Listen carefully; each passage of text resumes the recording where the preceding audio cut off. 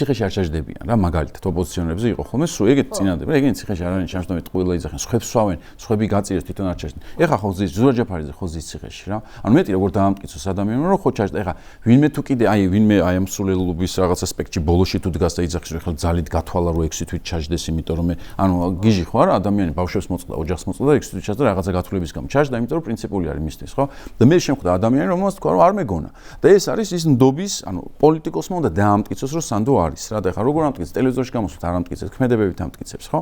ხო და აი ამას უყურებთ ამ პროცესს ნელ-ნელა ვიცით ზუსტად რომ იქიდან რა წერილებიც იწერება იქ იგრძნობა რომ პოლიტიკისთვის მზად არის ახალი ხალხი ზუსტად ის რომელიც გუშინ არ აპირებდა ანუ ტრადიციული პოლიტიკის არ მიეკუთვნებოდა ამ წრეს მაგრამ უკვე არსებობს ხო გვარები რო არ დავასახელო რა შესაბამისად ამ პროცესში იბადებიან ახალი პოლიტიკოსები მრავალფეროვნება არის ყველანი ერთნაირები არ უნდა ვიყოთ